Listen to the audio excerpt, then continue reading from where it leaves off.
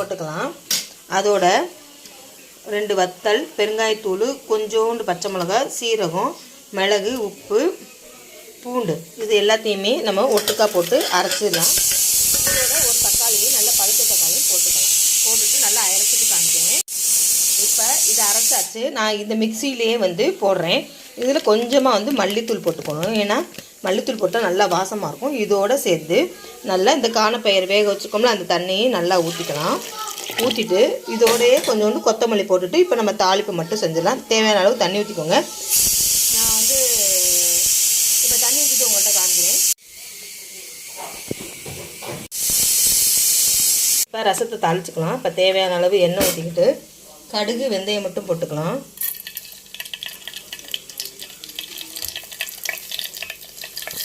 இதுக்கு ரொம்ப பெருங்காயம் போடாதீங்க.